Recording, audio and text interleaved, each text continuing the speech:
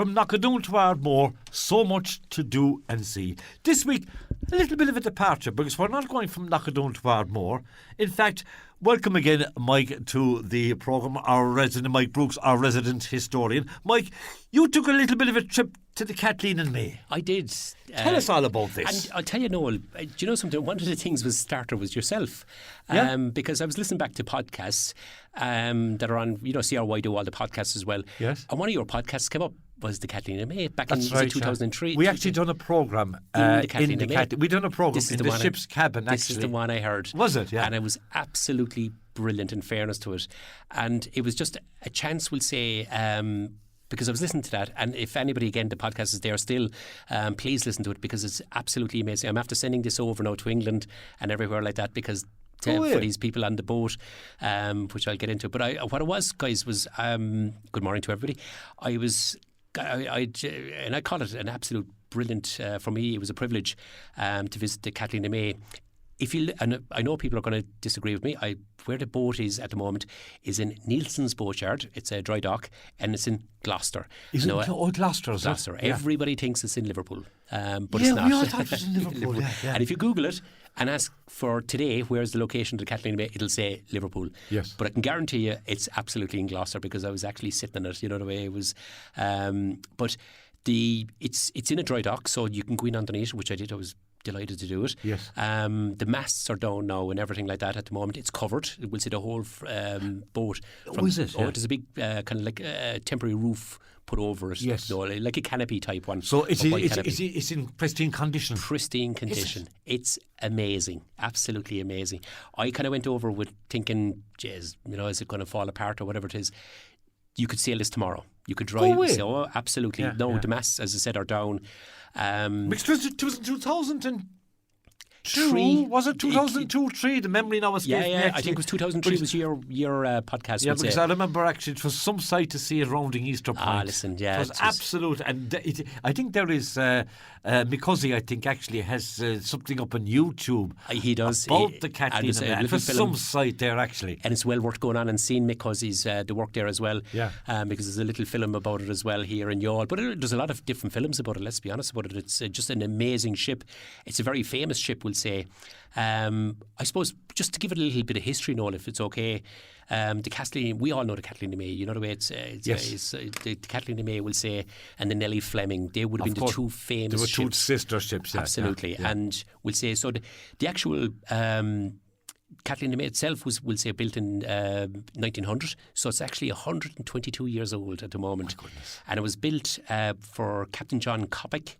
And he was named initially after so it wasn't the Kathleen and May then. When it was built, it was named after his daughters, and they were called the Lizzie and May. So it was the Lizzie May, not the Kathleen and May. Because you evoked a memory with me now, because I can remember I did an interview actually with the late Patrick Ahern. Yeah. And Patrick Ahern actually was on, and he actually referred to it, the Lizzie. The Lizzie. The Lizzie. But was Patrick Ahern during the Fleming time though? He wouldn't have been on the Lizzie. No, it was the Fleming. Yeah. But even they knew the previous name of it. Jeez, yeah. Amazing. That's a good one, actually, because, and as I suppose that was it. I suppose the old crew that were on it just kept calling it the Lizzie, you know the way. Yeah. So it would have been, and it was the Lizzie May, named after Captain Coppic's. But as I said, it was built in Communi. Now, everybody thinks Communi is in Ireland and down Rosslare Way and all that, but it's not. It's actually in North Wales. Yes. And the easy way to say it is, if you look at Liverpool on the map, Noel, just directly south of it is Communi, but it's in Wales. It's in Wales, it's not in England. Obviously, Liverpool is just kind of on a border town, border city, but it's just south of it, and right dead south of it, in Wales. Actually, I think because I passed through, I'd go up Dunleary or Dublin over to Holyhead, and it's not too far away from Holyhead then either. So, and I think there's a small little museum there called the Kathleen and May. Oh, is there? So this is where, so there's a lot of kind of interest everywhere for the Kathleen and May as well.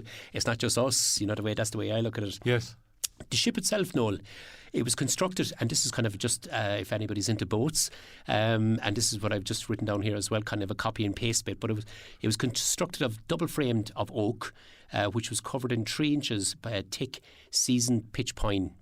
So the planks were the seasoned pitch pine, both inside and outside. So there was double planks there as well.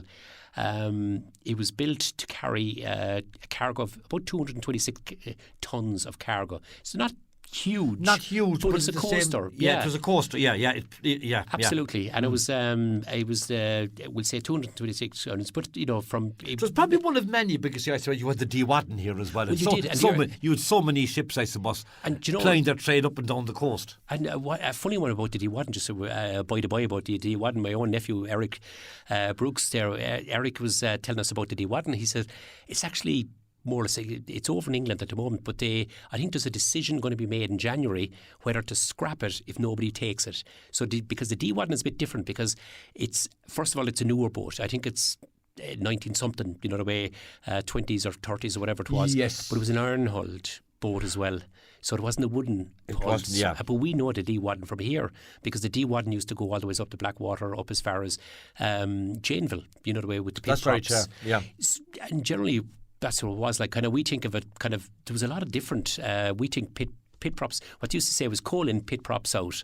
So that's right, pit props, of course, but for to prop the pits that the coal came from. It was a bit of both. Like, it was they give us the coal, we give them the pit props to hold up their the pits during the mining and all that kind of good stuff as well. But she was a mighty little ship, in fairness to her, because we'll say she was kind of really a coastal. We call them coasters now as well. Even today, smaller ships, metal ships, we call them the coasters. But she would have been a coaster as well. So she, they followed the coast around. Yes. And she would have done UK, Ireland, Channel Islands, all this kind of good stuff as well. And the main thing, Noel, I suppose, was they used to carry as small as crew as possible, because this was crucial to, I suppose, the commercial success of the ship. The less people you had to feed, the less people you had to pay. Of course, the more, and because they're not huge tonnage, as they said yourself, the way, as I said, 220 odd tons, 200 tons, whatever. But in the first 8 years, under Captain Coppick's time, we'll say, because he had it for the first 8 years, she sailed 40,000 kilometres, or 40,000 nautical miles. My goodness. So that would have been about 50,000 land miles. So she was over and back and back and up and down the coast. Yeah. And carrying, because you had to be moving to make money. That's the only way to say it. And she was carrying it wasn't just, as we said, coal out, pit props out, coal in, carrying cement, coal. Jack of all trades, basically. Everything. Grain, it could be carrying. They would do everything. Pitch, clay, bricks, wood, everything, absolutely everything. Anything that could be, like a truck today would kind of bring anything. But then where the Youghal connection, I suppose, comes in. She's only 8 years old, so 1908, Noel, she was purchased by MJ Fleming of Youghal. The family are still here today, it's great to see it. And then it was the Flemings who named it Kathleen and May after his daughters. Yes. And it was kind of really, at that stage, it was placed in the coal trade between Bristol Channel and Ireland, and it was carrying oats, our pit props, and on the return journeys as well anyway, the way. So they would say coal in, then oats, pit props out, and corn. It could be anything like that as well out. But mainly the one was the pit props that we remember these guys.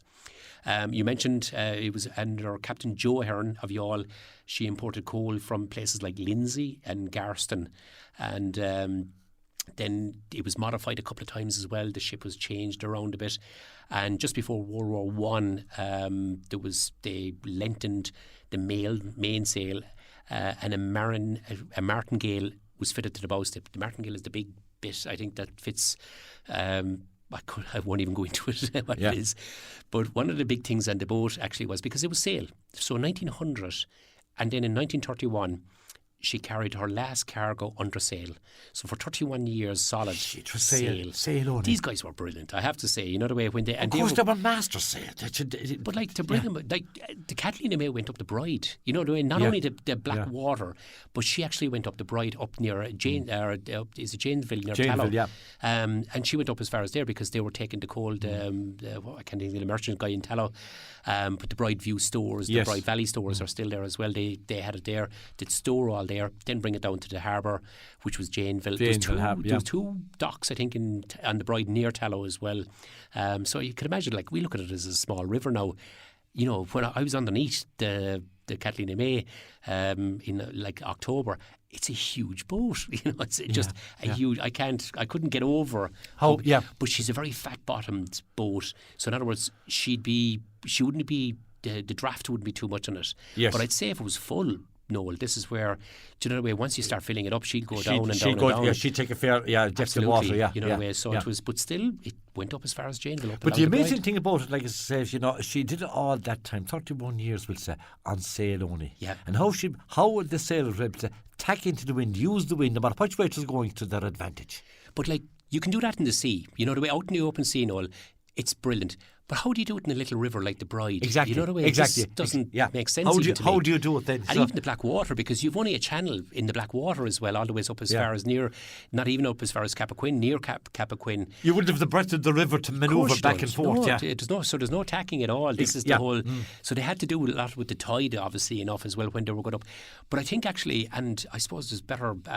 Frank Mills now, I suppose, if we could have him here beside us, probably could tell us a bit better, Mike Hackett. But I think what it was with the Bride, because it was so thin, they actually went up, but they had to back down. No, they had to back down? I think all the ships had to back. But I think at Janeville, they actually made a kind of a circular. They dug it out a small bit, I think, from memory.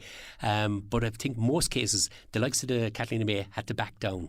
Well, there's one thing putting, we say, a boat or like that with an engine or something, putting into reverse and backing down. But like, trying to back down with sail, they must have had horses or something from either side or whatever it was. Yeah. I haven't a clue how they did it. Yeah. But it was an amazing feat how they did it anyway, in fairness, because a lot of these had coasters going up along the Blackwater, the likes of the Blackwater, to Lismore, Cappoquin as well.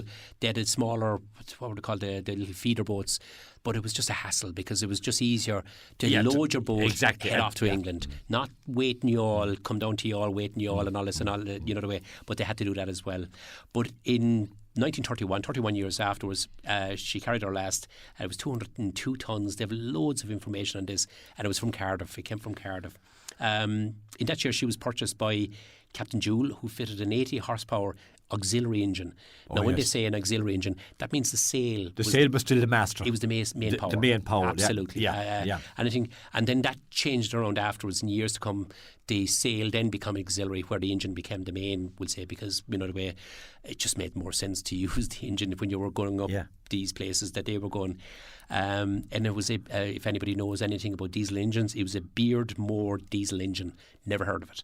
And then what they did was they shortened her topsail because they didn't need the topsail anymore to have so much sail, so they could take away some weight probably out of it. I suppose so, or offset the engine weight. Plus, obviously, the diesel and the oil and whatever had to go into it as well. It should have been a fairly small engine. It was only a 60 horsepower. 60 horsepower? Yes, fairly small engine for 80 horsepower with 60 kilowatt. That's what it was. Yeah. And it was only, as I said, an auxiliary engine. I suppose if you want to just move into the docks and all that, you just use the engine then as well at that stage. Of manoeuvring, Yeah, absolutely. We'll say that was kind of just in the 1930s, but in 1936 there was a huge thing that happened for everybody, and Youghal still remembers it. Thankfully we have the plaque down below as well in the Mall, and it was the sinking of the Nellie Fleming. And this was a huge storm, we'd say in 1936. I think the wall down below in the Green Park and all that was taken away. There was loads of stuff. The railway station was all damaged, that all seawall into the railway station, everything was damaged.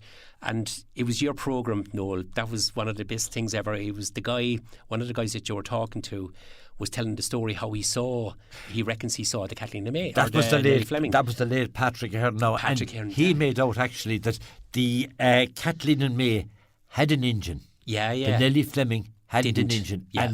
And he always maintained that was her downfall. Yeah. Because at least with the Kathleen and May, they were able to manoeuvre in some way against the howling gale. Absolutely.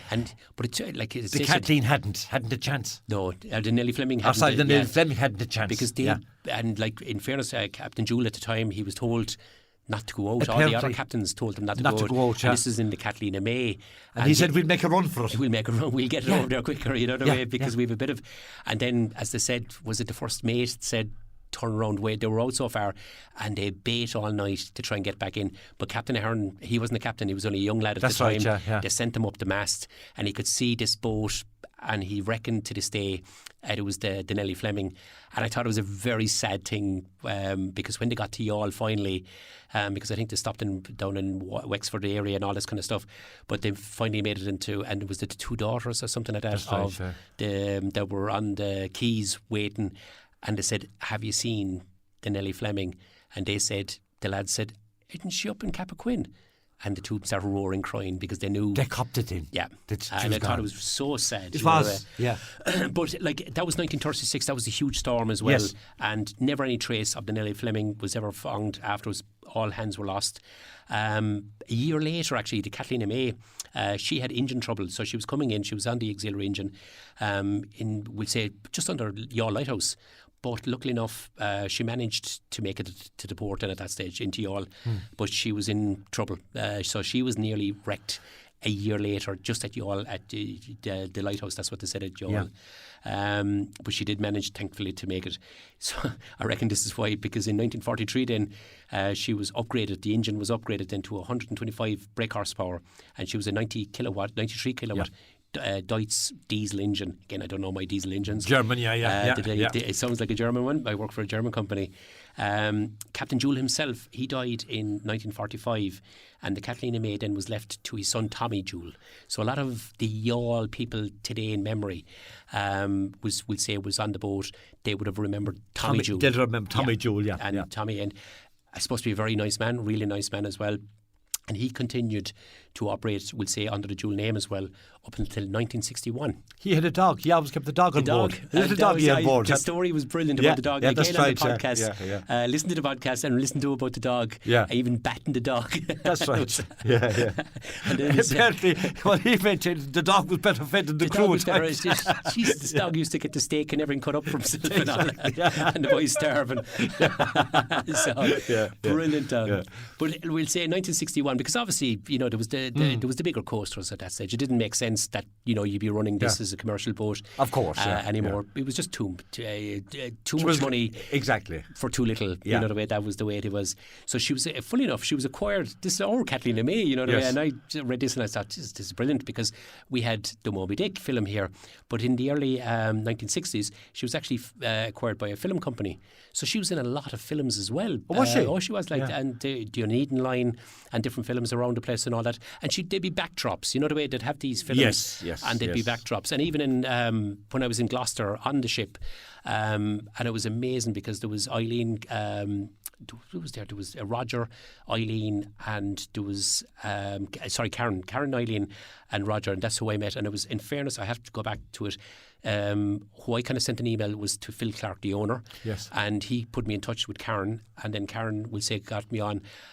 And you know something? I was embarrassed because I came along on the day and they were waiting for me. There was Karen, Eileen and Roger waiting for me, who were the volunteers, and did all the placards out. They said we brought out all the information sheets. Isn't that lovely? And then they said the actual Nielsen's boatyard, they said, the guys came in this morning, they knew you were coming, and they ran electricity down below so you could see all the decks, and they put on lights. Isn't that amazing? Do you know something? I was looking behind because I thought the President of Ireland was going to walk in behind me, and this is who they were waiting and were you for. on your own? Just by myself.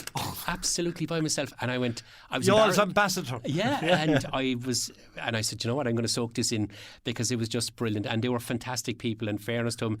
And I was telling Noel there a second ago, I was getting just text a minute ago saying Happy Christmas to you. We're friends now at this stage as well. Brilliant, absolutely brilliant. And it's great to see, their love for the boat as well, in fairness to it. But as we were just saying, about kind of in the 1960s, she was bought by the film company, and she was laid up then for a while as well, and she was spotted kind of in 1966. There was a guy called Captain W.P.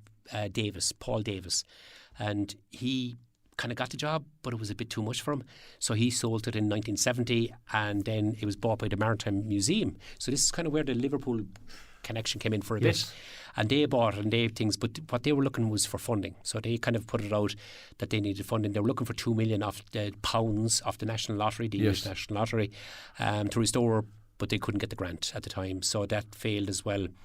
And then kind of today, this is where the bits today, it was Phil Clark that got me gave me the kind of invitation to come across and see the boat. And then it was the businessman, his dad was a guy called Steve Clark, and Steve was from Bideford, well known for Kathleen and May, Youghal and Bideford, Youghal and Bristol. He came over with it actually. He did, a gentleman, absolutely. We gentleman. spoke to him actually on the programme, and he was things. And as I said, they were all emotional when they came to Youghal. They were emotional because they could see that.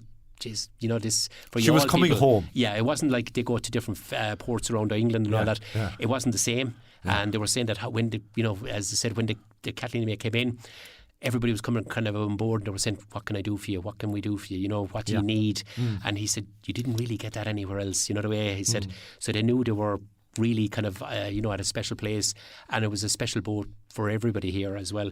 And I know from your programme, there was loads of people came. There was people, I remember some fella came from Belfast down to see the Kathleen and May sitting in Youghal when it was in Youghal as well. Yes. So it means a lot to a lot of people. It does. It's the last wooden three-masted schooner still to this day in UK and Ireland waters, I think, at this stage. So it's the very last one original. Because I was telling you that I went to the Dunbrody there, and 2 weeks ago afterwards, just to see that one and compare like for like and all this.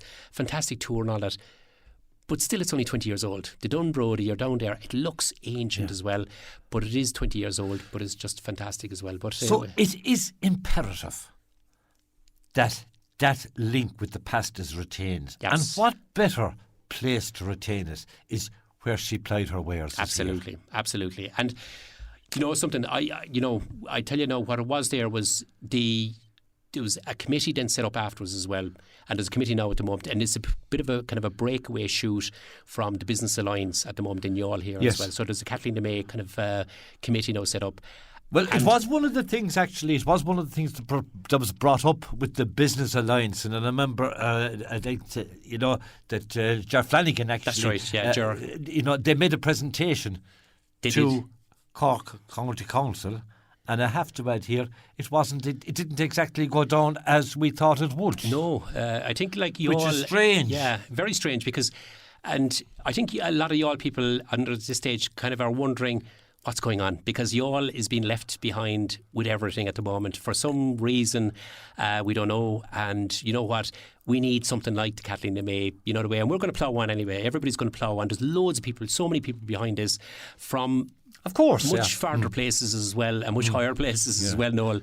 And you know the way, there's a lot of backing for this now as well from different places, but from Cork County Council it didn't seem to be, well, you know. I think there's a late Claude Coburn actually in one of his writings, he actually said that Youghal stands at a slight angle to the rest of the universe, right? And I do think at the moment, like looking at the response that Cork County Council gave the Business Alliance, it certainly rings true for them. Absolutely, yeah. It's disappointing. It's very disappointing. Very disappointing. But you know where you stand with those certain people, you know the way, and this is the only way to say it. But the good news anyway, the good news is that, all hope is not gone. Absolutely not. And I think it would be anybody, I suppose, of my age, a little bit younger, a little bit older, it would be their fervent wish to see something like the Kathleen and May more permanently here. What a tourist attraction it would be. Do you know something, like if for me now, and this is only me now, Noel, nobody else are in that with the committees and the Business Alliance and all that. For me, I think, you know the way, first of all, you don't want to impede anybody as little as possible as well on anybody. And especially, I think like the best place ever is where we'll say the tourist office is today, the snooker hall and all that, right behind that. You know the way, there's only a couple of speedboats. There's the lads in the fishing boats and all that are at the opposite end, wouldn't affect them at all.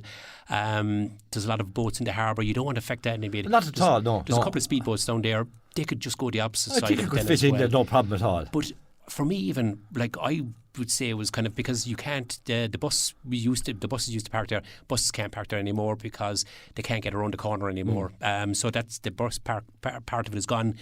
So what about just kind of closing it off there, that section, putting the boat there, but have a little museum, kind of like horse and cart, not horse and cart, but carts, as if you're loading the boat and all this kind of stuff. Yeah, kind of a museum kind of bit as well. It'll be a huge tourist attraction. I'll tell you, like, and then we'll say that across the road is the old courthouse. Put some money into it. Youghal, come on, council. Cork County, put someone into the things. Don't just buy stuff and just leave it sit there. We're talking about the last programme, different houses that should be given to people. Yes. Sell the houses and give it to young people around Youghal and all that, and then use that money to build infrastructure, to attract people into the town again. We need people in the centre of the town. We need more shops. We need more everything in Youghal anyway. Like, pardon the pun, but a rising tide fills all boats. Everybody. Falter of Hanashkari and Clore, and indeed my special guest this morning is Michael Brooks, and we're talking all about the Kathleen and May. Michael, just before the ad break there, we were talking about a rising tide filling all boats. Everybody's boat. Yeah, and if you had something like the Kathleen and May there, like that would bring business to the town. It would bring, it would. What they said was, I think, we'll say when I was down below in the Dunbrody, on average now, obviously COVID now, forget about the COVID numbers. Before COVID, Before COVID, 100,000 every year. Now, I reckon our boat is about half that size. If we got half the amount, 50,000, into Youghal, the way we can get the buses back in as well. We could have an area down there. We could have the courthouse as the tourism area. We could have, we talked about Anna Haslam and the soup kitchen as well, which is just around the corner from it, in Barry's Lane as well, from the courthouse. Just open up, you need people to be able to see stuff. When they come into a town, you don't want, the way looking at a back wall or whatever. That whole area, the whole Barry's area, Lane area, could be amazing. The way we'd have to have, for bus stops and all this kind of stuff as well. They brought up about the marina as well. I know there's a lot of people still interested in the marina. Obviously, that was knocked again, by things. But, we just have to work around these people as well. These are only individual people, Noel. So I always say, what we say is the answer is no. What is the question? And these are the people. Your answer, whatever question you're going to ask, the answer will be no. The way. But you work around these people. You have to work around these people. These are not people who rule us because we pay their wages. We're the taxpayers. We actually pay these people's wages. So we need them to get off. And their finger, basically. Exactly. Take the finger out now and start doing things for us. Because as you said, they are the elected representatives. Absolutely. But the Kathleen and May would be amazing kind of attraction. It would be a major tourist attraction. It would be. Listen. And it would, Youghal would have something that no other town in around East Cork or West Waterford would have. It would be a huge attraction. And you know what? For me, Noel, this is what kind of I just imagine myself coming around. We'll say you'd have to have, we'll say, the stern of the boat towards the Keys Bar, because obviously the bowsprit, you don't want, there's still a key or a slipway there and all that. So you'd have the stern there. Very safe place, Noel. Very safe place, because the southeasterlies don't affect that because it's protected. Would she, now I know it's in dry dock at the moment. If she was there, would she be constantly being rowed by the tide? No, basically, because this is what I wanted to see. This is why I kind of went down to the Dunbrody as well to see how they had it. And it's a brilliant setup. They have two H-irons going into the basically into the sea. Yes. Which doesn't, and then they're supported obviously from the sides. But basically, it's like a runner system. So there's a kind of a runner system bolted onto the side of the Dunbrody. When the tide comes in, it just lifts straight up, straight back down, straight up on this run. So it doesn't move in or out ever, or back and forward ever. It can only go one way, up or down. It can only go one way, right? But would it be down through the years? Would the timbers underneath want attention? Would she be wanted to be lifted every so often for attention? Well, she probably would go into dry dock every so often again, but again, a good thing with us is the tide will go out, so it can be checked very easily twice a day, the way basically. Yes. Because as I said, I was in it, but in the Clark's time, they actually did it. And what they said was they brought it up and they put it up in dry dock themselves. We'll say this was in a place called Brunswick Wharf in the east of the water, I've never heard of that. And what they said was 70% of the original planking was stripped from the frames, enabling most of the internal timbers to be refitted again as well. And it was they said the stern of the ship was stripped onto the keel, right down to the, so the keel is the. So this is basically a brand new ship. This is a brand new ship, so less than 20 years old, or 20 years old. Well, there's another 120 years in it, so and plus more. And plus more. Yeah. Because that's amazing. It's easy to take out one board and put in another board to replace it. It was a great story again on how they were steaming it and all that kind of. That's right. They were steaming the board, and bending the boards in as well on top of it. But it was just and there's at the moment there's a 400 breaker, so it's the auxiliary bit is gone from the sails, so the auxiliary is the sails really, the way it's mainly just generally engine power. Because when I went down there, I couldn't understand. I said, Jesus, there's one engine. I could see one engine above, and then across from it they had the diesel tanks. So they were offsetting the weight of the engine. Yes, with and the diesel tank. that's what they usually do. Yeah, but there was one engine. But when I went underneath it, I actually went around it, and there was two propellers. And I was saying, how was there two propellers? There's only one engine. Yeah. But what it actually says was it was fitted out, we'll say, by the Steve Clark, and it was fitted out by a 400 brake horse power. So the engines are definitely getting bigger in this thing all the time. Yes. So this is a 300 kilowatt Detroit diesel engine, and it's an ex-RNLI lifeboat. So, we'd have the connection with the lifeboat as well. Yeah. And what they said was the single propellers were replaced by a pair of hydraulically driven propellers. Oh, yes. This is new. You know the way this is all... This was modern technology. And this boat at the moment, if you fill it up with fuel, costs you a couple of quid, it can do 2,000 miles, nautical miles. So it could go up to America, basically under engine power alone, Noel. Do you know the way? So it's 2,000 miles is 3,200 kilometres. Do you know the way? It could go a hell of a long ways just on one fuel tank as well. Yeah. Just on, the way. So it's brilliant to see it. It's a